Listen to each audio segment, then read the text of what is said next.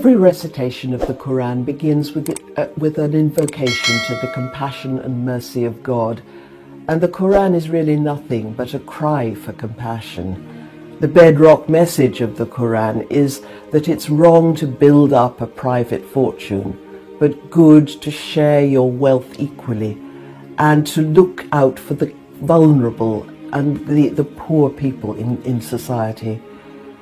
That is the chief duty of every single Muslim. And the Prophet once said, peace be upon him, "Not one of you can be a believer unless he desires for his neighbor what he desires for himself." This is what's often called the Golden Rule.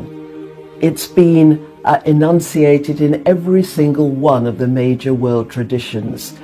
Sometimes it comes in this form: never treat others as you would not like to be treated yourself.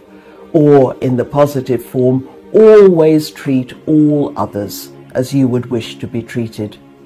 And all the faiths have said that this is the test of true spirituality. And it is this that brings us into the presence of what we call God. So compassion is key to the religious life. And the religions all insist that we cannot confine our compassion to our own group, to our own congenial group of people. We must have yan ai, said one of the Chinese sages, concern for everybody. O people, says the Quran, we have formed you into tribes and nations so that you may get to know one another, not so that we may exploit or terrorize or colonize or convert even, but so that we may get to know one another. And this is the key task of our time, to build by means of compassion and respect a global community where all peoples, whoever they are treated with absolute equity and respect. And it seems to me that unless now we implement the Golden Rule globally, we are not going to have a viable world. This is the task of our generation, and we all have a duty to look into our traditions, to find that compassionate core and make it speak to the world. We all have to become avatars of compassion, as the Prophet was, peace be upon him.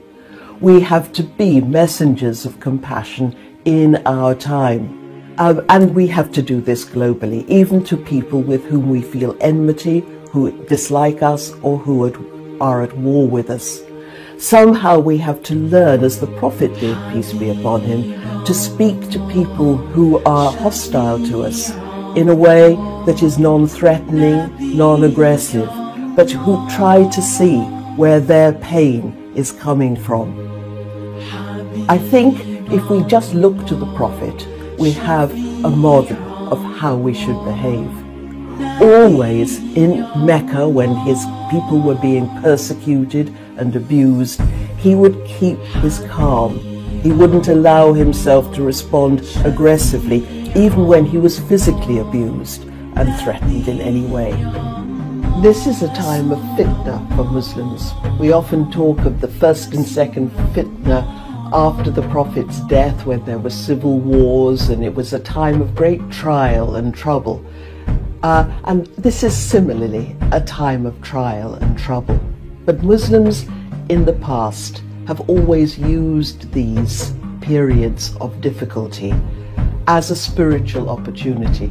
They've racked their brains and thought creatively how to bring the compassionate and the deep spiritual lessons of the Quran to a violent and troubled world.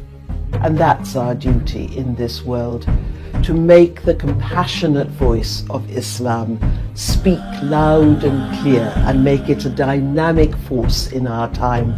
If we all, every single one of us, did that, we could drown the voices of extremism and do our best to work for a peaceful, just